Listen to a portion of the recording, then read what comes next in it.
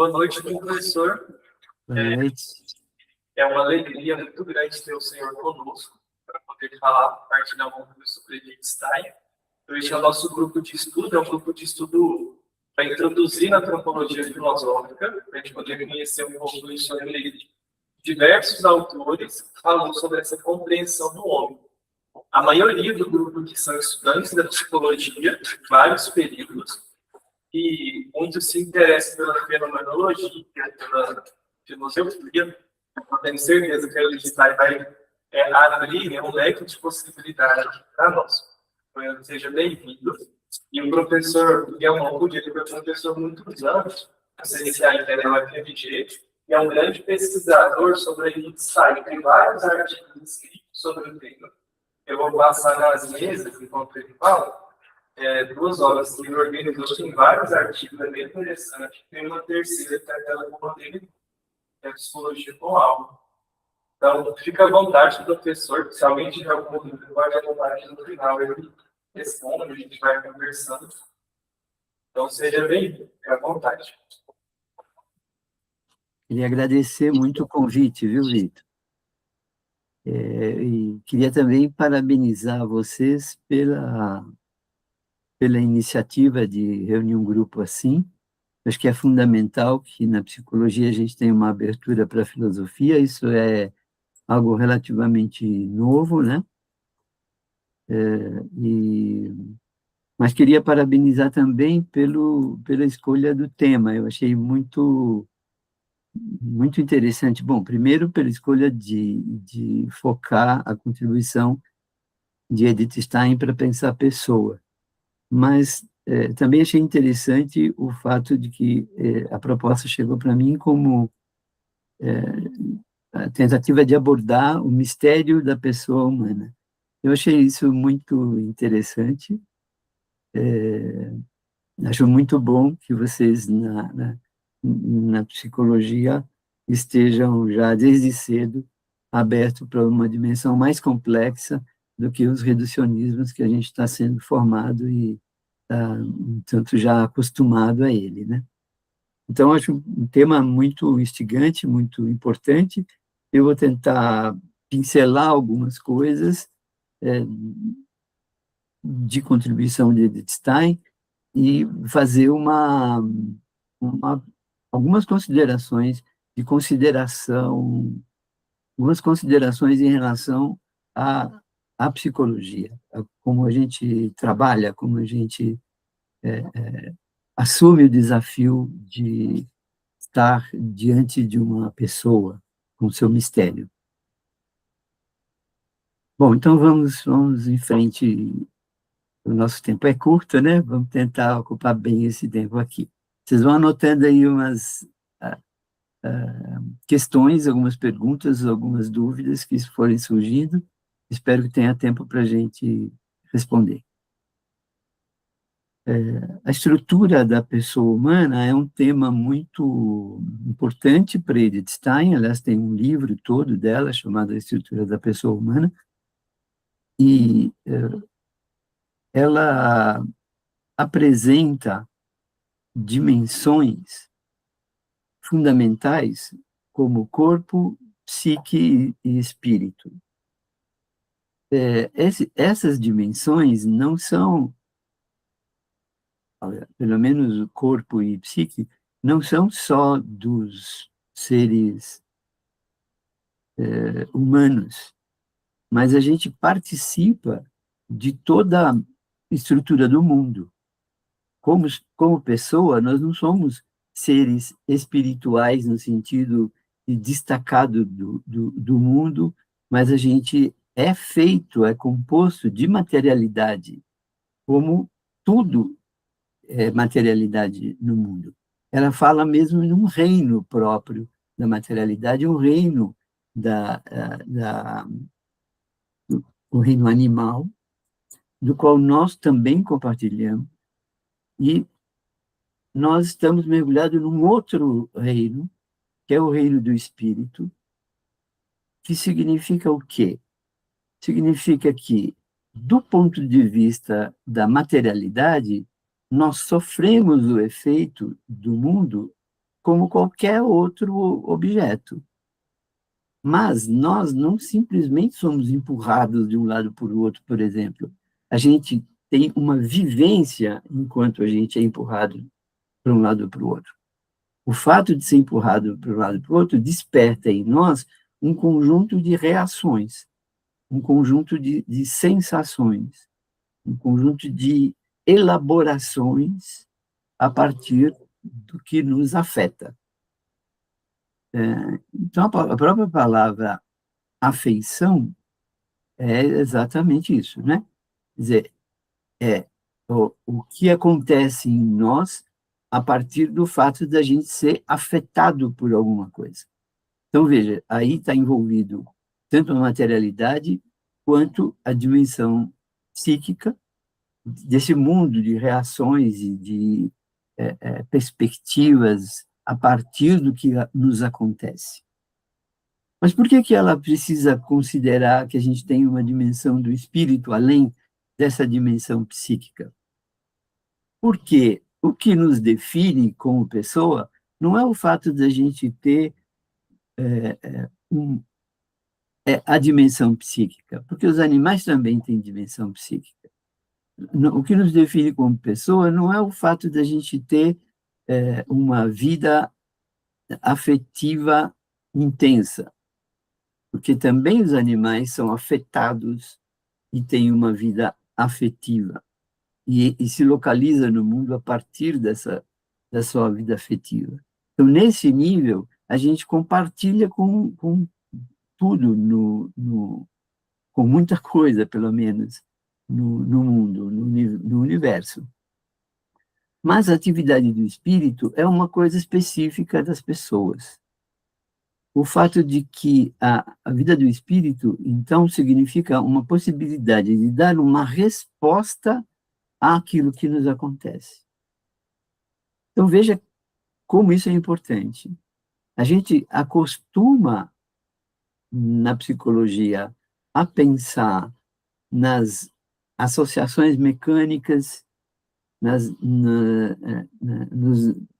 determinações, nos comportamentos que são gerados a partir de certos estímulos. A gente tenta pensar uma psicologia científica no modelo da ciência física. Então, a gente começa a tentar ler o ser humano como mecanismo. E o problema é que isso não fica só lá nas teorias. A gente começa a se conceber como mecanismo, né? Tem sempre um culpado que promoveu em mim um certo tipo de vivência, né? Isso sempre a gente vai levantar essa questão. Mas o que nos define não é o fato de como a gente é afetado pelo mundo. O que nos define como pessoa humana é o fato de que a gente toma uma posição no mundo, uma posição em relação a nós mesmos, a partir daquilo que o mundo afeta em nós. Então, veja, a própria formação da pessoa, e é um tema muito importante para Edith Stein, ela vai dedicar bastante da sua obra para falar do que é formação. A formação da pessoa não pode acontecer simplesmente por algum conteúdo, algum material, alguma modulação da sua pessoa que vem do externo. A formação da pessoa acontece quando ela toma posição em relação àquilo que lhe acontece. Então, a nossa formação ela não acontece mecanicamente. A nossa formação vai acontecer porque eu tomo posição em relação à minha própria vida. Porque eu respondo de um certo modo, porque eu reconheço valores, porque eu reconheço limites, porque eu imponho certos limites para eu ser respeitado, porque eu desejo mais do que aquilo que eu encontrei, porque eu tenho exigência afetiva, mas tenho exigência de respeito dentro da experiência afetiva. Quer dizer, cada instância de experiência, com a resposta que você dá, ela se torna mais complexa, ela se torna mais viva, ela se torna mais sua. Então, nós temos todos uma formação na faculdade.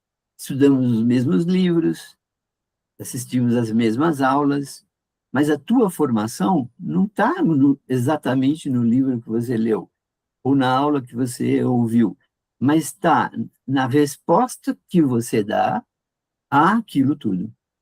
Então, isso é muito importante, porque muitas vezes a gente se prepara para a aula simplesmente sendo capaz de repetir o que leu, né? Quer dizer, a gente tem um sistema escolar que força a gente a se enquadrar num sistema externo próprio. E isso é a antiformação. Quer dizer, a formação é justamente quando você chega a tomar uma posição sua em relação aos processos. O importante, então, é o tema do eu. Quer dizer, como é que você sabe que uma posição é sua?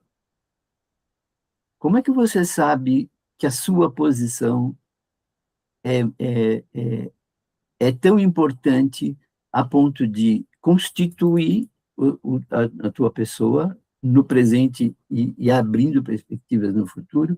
Como é que você sabe que isso é teu? Como é que você identifica o que é seu e o que é simplesmente do processo cultural? Esse é um desafio enorme, porque se a gente não souber reconhecer o próprio eu, a gente está inevitavelmente alienado, que é o que acontece muitas vezes na faculdade, né? A gente encaixota a nossa tradição, a gente encaixota a nossa opinião, a gente encaixota os nossos interesses, porque eu tenho que fazer esse percurso como ele já está delineado, né? Mas isso é um estrago enorme em termos de processo educacional. Mas, sobretudo, cada um de nós tem uma responsabilidade em relação a ter uma efetiva formação, né? Então, tem esse problema que eu queria colocar. Como é que a gente sabe que, no meio desse processo, nessa tomada de posição, tem em jogo o eu? E tem o eu como centro, e tem o eu como critério, tem o eu como fonte de verdade? Aí começa o tema do mistério da pessoa. Porque o eu, ele não é exatamente observável diretamente, mas ele é fundamental, a parte mais importante de tudo que você vive. Veja que mistério, né? Algo tão fundamental que define que nós podemos ter alguma perspectiva de futuro real, ou se a gente está simplesmente sendo massa e se adaptando à massa.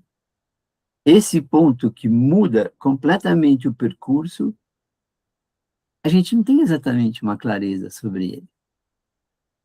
Mas a gente pode ter uma noção disso tendo uma atenção à nossa interioridade. No nível do eu, nesse nível um tanto inapreensível, a gente tem noção da nossa singularidade, mas a gente também tem uma noção de relação. O Viktor Frankl fala isso, né? Quer dizer, os momentos mais em que a gente se consulta para alguma coisa importante é a dinâmica desse se consultar para alguma coisa importante, que eu consulto a mim mesmo, a gente vivencia como relação. Então, veja, o momento de maior singularidade não é o momento de radical solidão, é um momento de relação.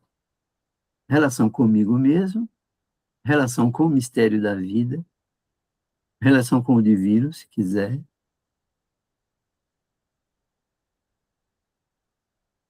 Então, a gente pode dizer que o fato de ser pessoa é algo que nos coloca numa dimensão de abertura a partir de uma interioridade. Então, não é um se voltar para uma interioridade para se fechar nela. O se voltar à interioridade, sendo diálogo, já chama para uma abertura.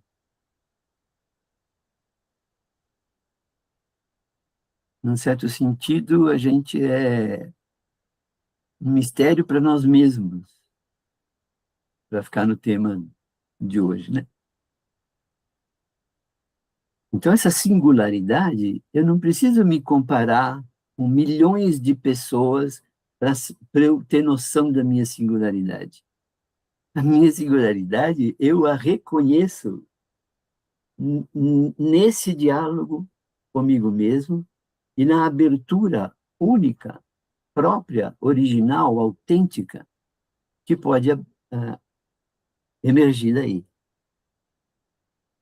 Então, é nesse nível de pessoa que aparece uma dimensão de ser único e irrepetível.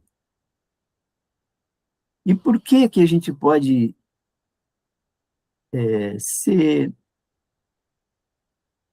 passar pelo mesmo processo da faculdade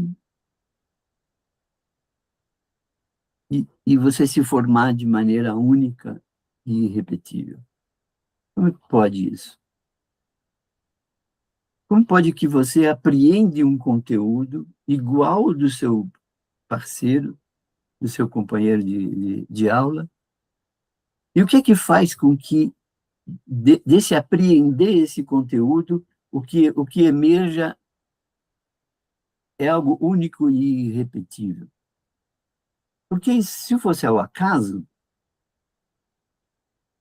se fosse um puro acaso, a gente acumularia informações e não saberia muito o que fazer com isso, e ocasionalmente associa de um jeito, no dia seguinte associa de outro, mas não é assim que acontece com a formação da pessoa.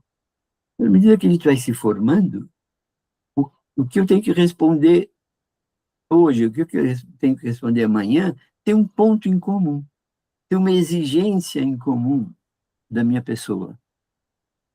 Como que é possível isso? Edith Stein vai falar em alma. É uma palavra difícil porque a gente fala alma, a gente começa a ouvir sino tocando e não imediatamente ela está falando da dimensão religiosa, ela vai falar disso também. Mas ela falava no sentido mais formal, básico, como um processo que é capaz de articular em nós todas essas vivências do nível corpóreo, do nível psíquico, e a partir da dimensão do espírito, tem um processo seu que é capaz de articular tudo isso de forma que o resultado não é aleatório, mas o resultado é a sua pessoa. Imagina, para a gente entender melhor isso, vamos pensar o que acontece no campo animal. Um gato poderia comer a mesma comida de um cachorro. Por que que um gato que come a mesma comida de um cachorro se torna com aquela comida um gato? E o cachorro se torna com aquela comida um cachorro? Por quê? Não está na força energética da comida, que é a mesma, mas está num processo, está num dinamismo do próprio animal que é capaz de tomar a materialidade e transformá-la numa corporeidade marcada pela psique, uma corporeidade de animal, que tem a ver com as suas características fundamentais. Então, você pode tratar um bicho deixando ele amarrado ou deixando ele livre na natureza, ou de qualquer modo, ele vai absorver e sintetizar toda a experiência dele como experiência de cachorro ou de gato. Esse dinamismo é a alma.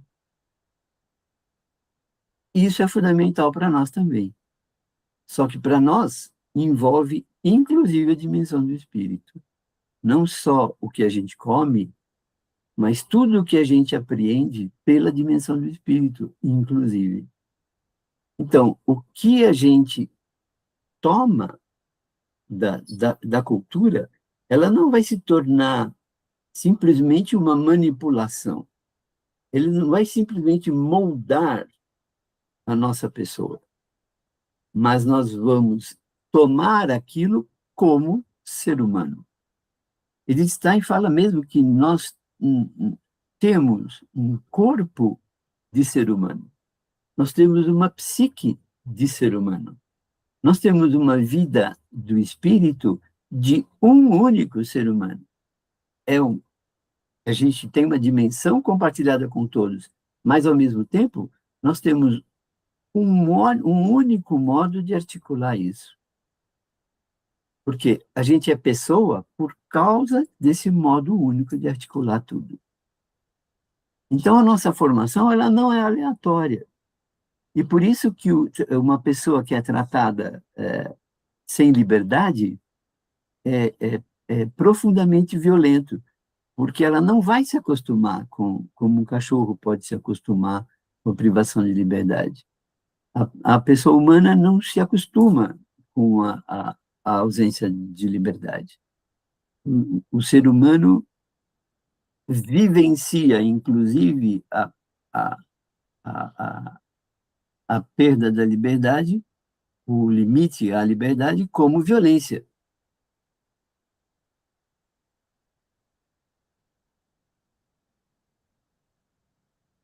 Então, essa singularidade, ela depende do que Edith Stein chamou de núcleo da pessoa. O núcleo da pessoa faz com que a gente vivencie a nossa corporeidade como ser humano. Que a gente vivencie a nossa psique como ser humano. Nós temos corpo de pessoa, nós temos psique de pessoa. E o resultado não é uma pessoa genérica, o resultado é você. Não existe pessoa genérica.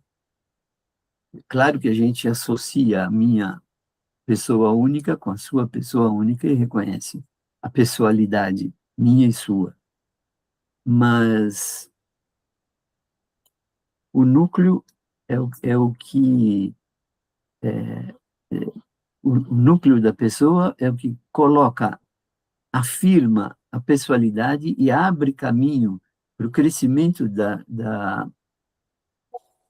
pessoalidade dentro de qualquer experiência.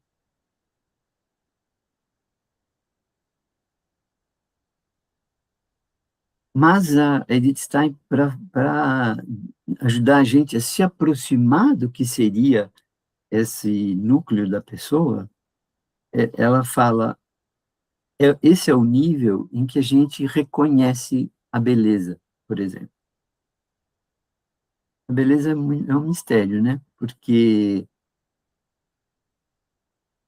ela chega para nós através de uma materialidade, mas ela não é aquela materialidade. É algo que a gente apreende nela, né? Um quadro que é feito para expressar uma beleza, ele é feito de uma materialidade, mas não se trata da materialidade, se trata de algo expresso através da materialidade, que é a beleza. Mas ela diz, então o núcleo é onde a gente reconhece a beleza, que não é o âmbito que eu respondo à provocação de fora só. A provocação psíquica de uma cor mais ligada com a afetividade ou, ou menos. Então, o núcleo não é só o lugar que a gente reconhece a beleza, mas é o nível em que a gente vive da beleza. Não é o âmbito só em que a gente reconhece a justiça, mas é o âmbito em que a gente vive da justiça. Então, veja, é nesse, é nesse núcleo que a gente é plenamente pessoa. Veja como é grave, né? Como a gente deixa esse nível de impacto com o mundo de maneira mais pessoalizada e que tem a ver com as nossas exigências de ser humano, a gente deixa isso de lado e isso é o ponto mais importante do nosso ser.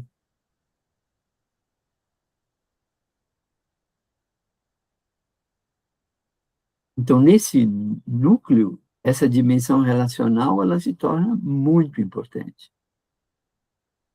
porque no núcleo a gente quer cuidar da gente mesmo. Eu quero cuidar do outro de maneira que eu esteja presente. E com o núcleo, a gente pode fazer uma experiência de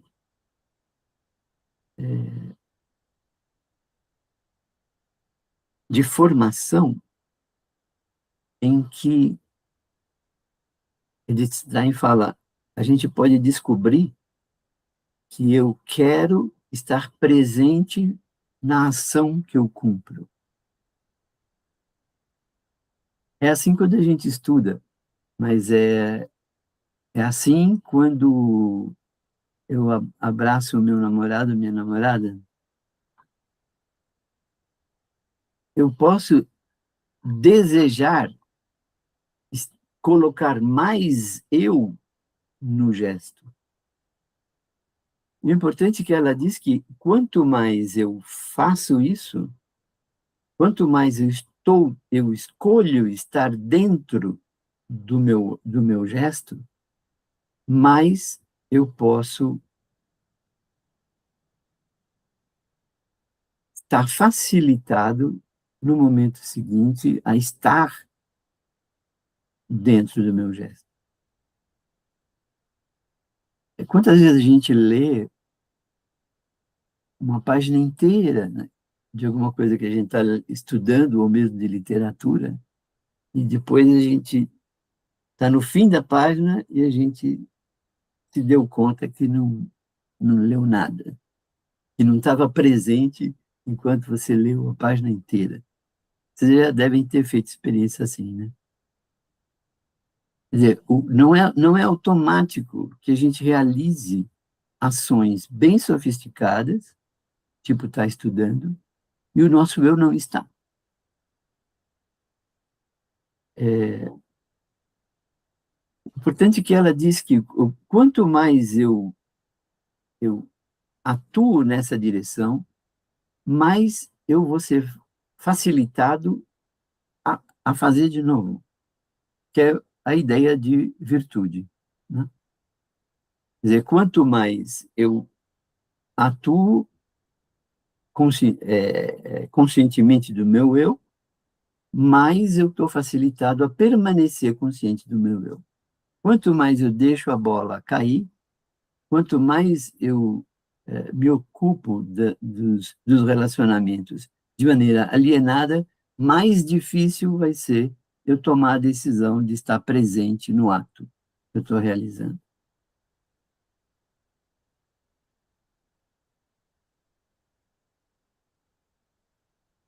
Pensem como isso é importante do ponto de vista do modo com que a gente acompanha, como psicólogos, acompanha outras pessoas. Onde é que está, onde é que a gente deposita o olhar? a gente deposita o olhar num comportamento pré-programado, a gente deposita o olhar a processos mecânicos, em que é igual para todo mundo. A gente deposita o olhar no que está na moda agora falar, a gente deposita o nosso olhar como o meu cérebro funciona, ou como o seu cérebro funciona. Quer dizer, a gente está depositando o olhar em processos mecânicos, ou a gente está depositando o olhar nas respostas que o sujeito pode dar àquilo que lhe acontece.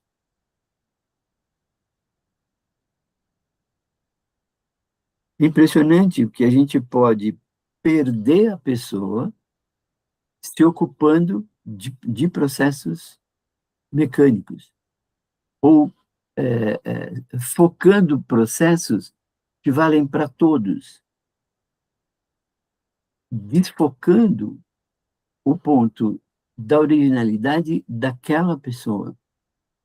É importante que na psicologia mesmo, a gente foi perdendo essa ideia de pessoa e foi ficando em processos mecânicos.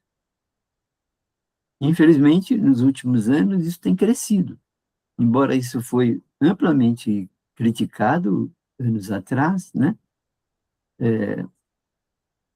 O próprio Freud foi muito criticado pelo fato de que o seu método não pode ser reconhecido como cientificidade, porque são análises a posteriori, né? Mas, veja bem, aí é que reside justamente a originalidade da ciência que se ocupa da pessoa. Não podemos nos ocupar de processos mecânicos, simplesmente, porque aí eles são reais, eles são fato, mas aí a gente ainda não apreendeu a pessoa.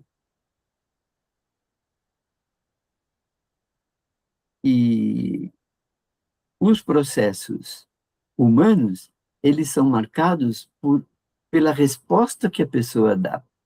Então, tem uma margem aí de liberdade que a gente não tem como prever.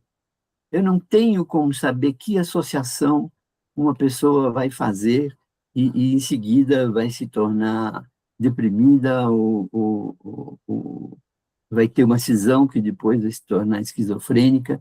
Não tem como a gente definir esse processo mecanicamente. Eu posso compreender esse processo a posteriori, dizer como é que tipo de associação a pessoa fez. Mas não existe uma associação já prevista. Não existe um processo psíquico já determinado, psíquico humano. Um psíquico de nível animal, sim, mas um psíquico que é humano não tem como prever que escolha a pessoa vai fazer, como ela vai vivenciar, que significado vai emergir a partir daquela vivência, de violência ou de ser amada ou de um desafio no trabalho. Quer dizer, a gente não pode tornar esses processos mecânicos. A gente precisa aprender a admirar o movimento que aquela pessoa única e irrepetível está dando diante dos desafios, das realizações, das frustrações que ela inevitavelmente vai viver em algum momento na vida. Então, a gente pode acompanhar a pessoa remarcando essa posição de falso cientista, né? Que diz que já sabe como o seu cérebro funciona, já sabe como as associações acontecem, já sabem como é que você tem que lidar com seu filho para depois ele reagir de modo X ou Y. Quer dizer, isso são falsidades que, do ponto de vista da ciência humana, justamente por causa da dimensão do espírito, que é o que caracteriza o humano. Então, nós somos chamados Edith Stein nos convoca fortemente para isso.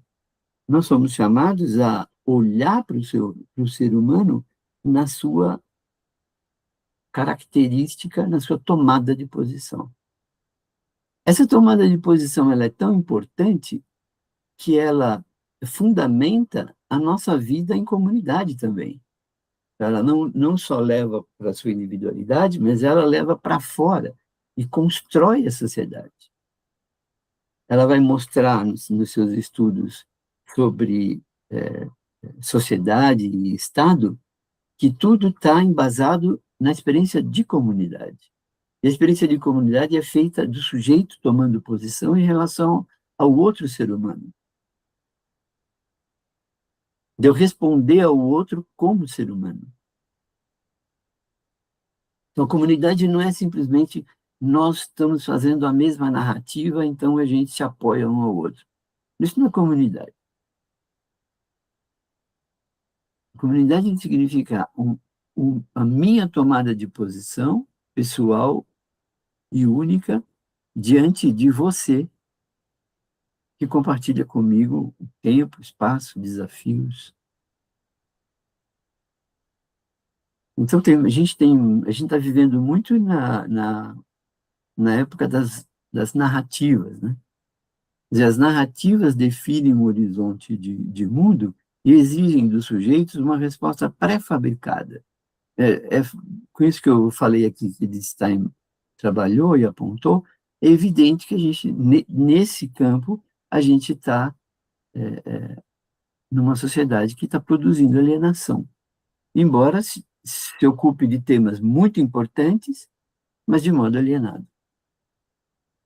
Então, a fragilidade das pessoas resulta em fragilidade das comunidades, não é à toa que a gente está num mundo cada vez mais narcisista, com relações sociais cada vez mais frágeis.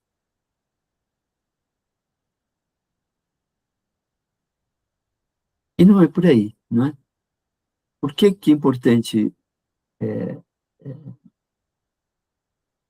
estudar Edith Stein e reconhecer esses processos em nós? Porque essa tomada de posição em relação à liberdade minha e do outro, ela é fundamental em todos os níveis. Para a minha realização, para o respeito ao outro, para a sociedade.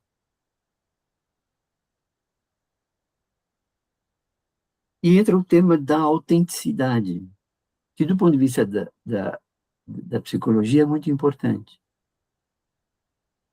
Como é que a gente observa o outro no seu mistério? Pelo modo com que ele lida, de modo próprio, com tudo que ele vivencia. Então, a pessoa pode ser autêntica dentro de um grande sofrimento. A pessoa pode ser autêntica dentro de um desafio muito difícil, mesmo num momento de confusão. Quer dizer, tem uma força construtiva de ser pessoa, mesmo dentro dos momentos mais complicados. O Belchior tem uma música assim, né? Que fala... falar de pessoa atualmente não pega bem. Mas eu não quero ter a ver com pensamento positivo. É a minha resposta que interessa. Eu não quero que definam para mim um lugar da minha pessoa. Eu sei o meu lugar no mundo. Acho muito interessante. E tem um momento que ele fala, eu vou sangrar por causa disso. Eu achei muito forte isso. Porque eu sei do meu lugar no mundo, porque eu quero ir em direção à minha própria pessoa, eu posso comprar briga, eu posso dizer não, eu posso dizer sim, não vou largar isso aqui, porque isso é fundamental para mim. Achei bonito isso. Tem um sangrar dentro do processo, afirmando aquilo que é significativo, para o meu ser e para a minha comunidade que esse sangrar não é só uma dor e um sofrimento que me faz me fechar, é uma autenticidade. Tem uma beleza no enfrentamento da dor. Pode ter uma beleza no enfrentamento da dor quando ela tem essa dimensão de autenticidade. Então, eu acho que é muito importante a gente tentar aprofundar isso, e do núcleo da pessoa que nós somos.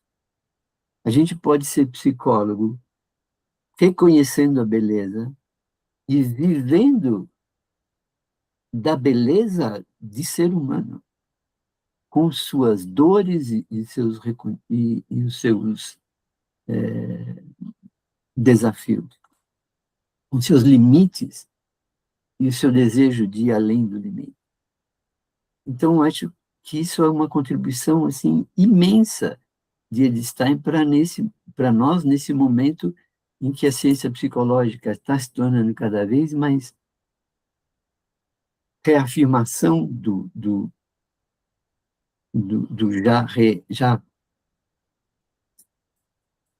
já estabelecido, ou simplesmente dar receita para os outros, como se a gente soubesse o que é melhor para ele, ou se a gente soubesse o que vai acontecer com ele. É uma falsidade que a gente, às vezes, gosta de carregar essa ilusão, mas que a gente pode, ao contrário, sintonizar com o outro na sua dimensão mais profunda, onde ele pode mais livremente exercer a sua capacidade de tomar posição. Se a gente está menos sozinho no nosso dever de tomar posição em relação a tudo que nos acontece, se a gente está menos sozinho, a gente tem mais capacidade de responder. Então, nós temos como desafio esse reconhecimento da beleza da experiência humana, fazer companhia para o outro nesse reconhecimento e admirar os processos que vão nascendo daí, que não sou eu que conduzo, que não sou eu que previ, mas que eu posso observar, me alegrar com ele, me, me alegrar com o outro, ficar com o coração apertado pelo outro, mais uma companhia que, por estar junto, olhando o fato de ser pessoa, não para qualquer coisa, mas para olhar pelo fato de ser pessoa, ver esse processo se ativar. Admirar esse processo se ativando, contemplar esse processo se ativando. No reconhecimento desse mistério, que o processo acontece pela resposta dele e não pela minha previsão, a gente tem um relacionamento com o outro na clínica, ou né, no processo educativo, ou em processos sociais, a gente tem um relacionamento com o outro marcado pela espera, marcada pelo respeito, e que facilita a elaboração da experiência do outro, pelo outro.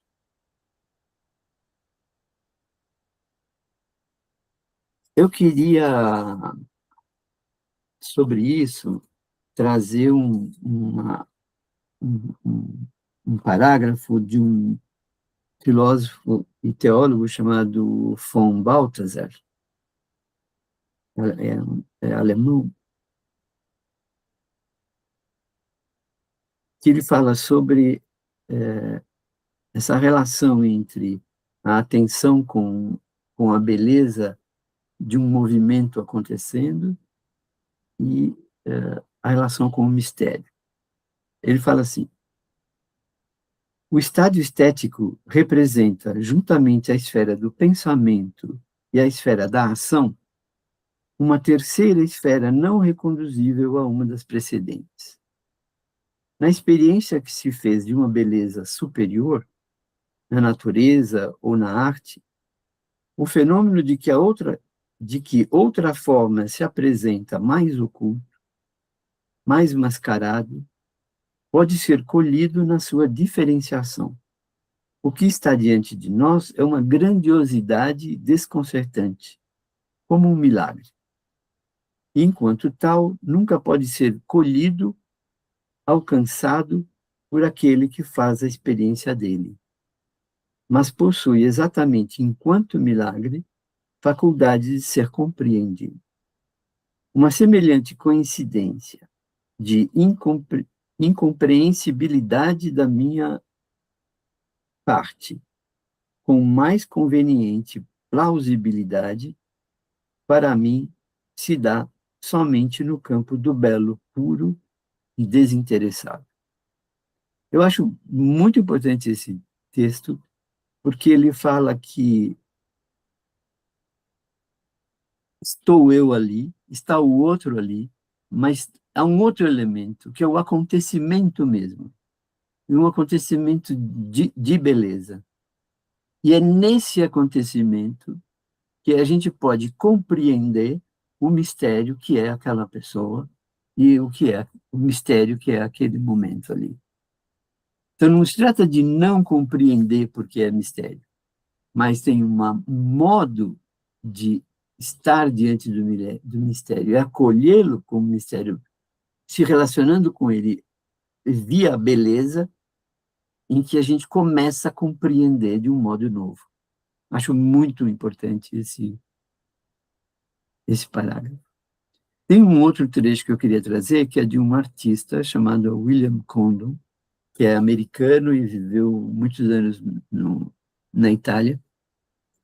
E, em um certo momento, ele escreveu assim: como o amor, a beleza é surpreendente, presença sempre nova, sempre única. Não é apreensível nem pelos conceitos, nem pela razão, mas por um conhecimento por inclinação intuitiva, que é percebida pela inteligência.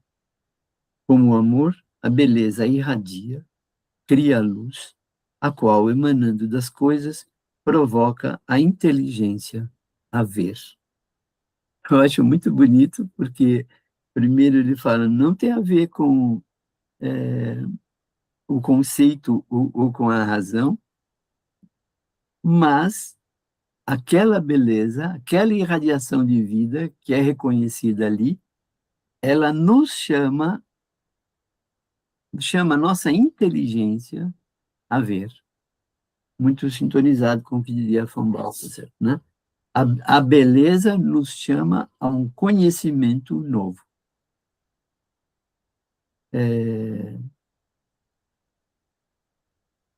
Então, eu escrevi um artigo muitos anos atrás e terminava dizendo que é preciso estar centrado no mistério para estar centrado na pessoa. E acho que isso que Edith Stein ressalta é exatamente isso, né? De eu posso estar diante da pessoa ao reconhecer o mistério. E o mistério não é algo que eu afirmo genericamente, mas que eu admiro na beleza do movimento que vai acontecendo diante de mim, o movimento humano que vai acontecendo ali, no processo diante de mim.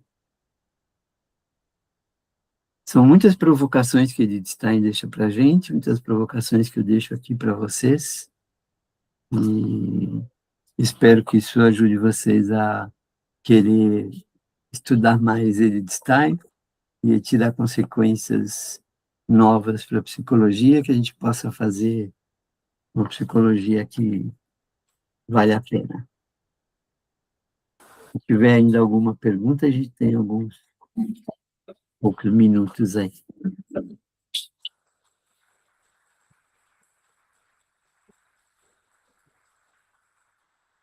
Alguém tem alguma pergunta, alguma dúvida? Professor, tem só uma dúvida. Se o senhor puder falar um pouco sobre a relação da Edith Stein com o meio que a fenomenologia ela nasce. a relação dela com o Russell, com o Heidegger, com o Max Scheler, Uhum. entender como que ela constrói a obra dela dentro desse contexto. Sim. Edith Stein era uma pessoa de nível intelectual altíssimo, e quando ela estava entrando na faculdade, ela escolheu fazer letras, e foi publicado por Russell, naquela época, o livro Investigações. E ela leu aquilo e sentiu aquilo uma novidade intelectual tão grande que resolveu ir conversar com o próprio Russell. Não sei se vocês já leram os textos do Russell, são bastante complexos, bastante difíceis. E ela, uma aluna que estava no primeiro ano da faculdade, tinha uma capacidade de apreender uma novidade intelectual ali muito grande, foi conversar com o próprio Russell, diz que queria entender mais aquelas coisas que ele estava escrevendo, e ela resolveu mudar de faculdade e para ficar perto do Russell, fazer os estudos com ele. Russell tinha um grupo de pesquisadores, alunos de doutorado e outros intelectuais que ficavam em torno dele, eles se encontravam frequentemente e debatiam os temas filosóficos. Heidegger era um deles, Max Scheler era um deles, como o Victor lembrou, Roman Ingarden, que era um grande amigo de Edith Stein, que trabalha sobre literatura e arte em geral. Então, cada um tinha um tema muito específico para trabalhar, e ela escolheu, no primeiro momento, comentou que achava que no trabalho que Russell tinha feito, o tema da empatia não estava ainda suficientemente fundamentado. Então, é interessante, né, que uma aluna do primeiro ano fala para um intelectual do gabarito do Russell que ainda não estava suficientemente fundamentado e que ela queria aprofundar isso. Então, ela fez a tese de doutorado dela com o tema empatia, que para nós a psicologia é bastante importante, né? E a partir daí, ela se tornou assistente do Russell. Alguns livros do Russell foram redigidos pela própria Edith Stein a partir das anotações do Russell. Então, o livro do Russell sobre o tempo, por exemplo, é redigido por Edith Stein, e tem outros livros também. Então ela se tornou uma companheira, uma assistente, produziu mesmo junto com o Russell, num nível muito sofisticado. Depois, ela não conseguiu ser aprovada para dar aula na universidade, porque ela era judia, e porque na Alemanha, né, estava já o nazismo já ativo, e ela começou a dar aula para um instituto pedagógico, onde nasceram muitos livros importantes, como Introdução à Filosofia e Estrutura da Pessoa Humana. E ela fez um caminho muito diferente do Heidegger, que fez um caminho que analisa o sujeito no mundo, enquanto Edith Stein analisa a estrutura da pessoa no mundo.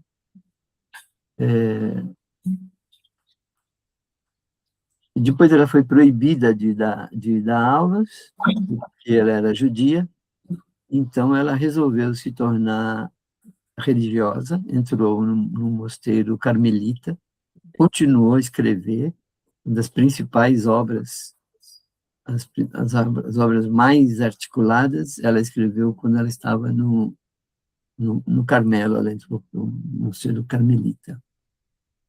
Ser Finito e Ser Eterno é um livro que ela escreveu já no no Carmelo, em que ela reviu todo o percurso filosófico que ela já tinha feito. Ela continuou sendo muito próxima do Russell, mas fez um caminho todo próprio também, articulando a filosofia do Russell com a filosofia de Tomás de Aquino. Não sei se era isso que o Victor estava pensando. Isso, muito bom. Só para poder entender um pouco do contexto dela e as contribuições que ela ofereceu. Uhum. Alguém tem? A pessoa não tendo mais, eu gostaria de agradecer ao senhor pela disponibilidade. Tenho certeza que foi muito bom a gente poder ampliar a nossa visão e compreender a pessoa humana, como ele está em fala, com mais profundidade, de uma maneira mais integral. Então, eu agradeço bastante. A gente vai me agradar depois que a gente poder rever, os que não puderem estar presentes assistir, eles possam abençoar o trabalho, sua dedicação para poder estudar e compartilhar com todos sobre assuntos tão importantes. Ok, parabéns aí pelo processo do grupo. Obrigado, a gente se encontra em outros momentos. Então, bom trabalho.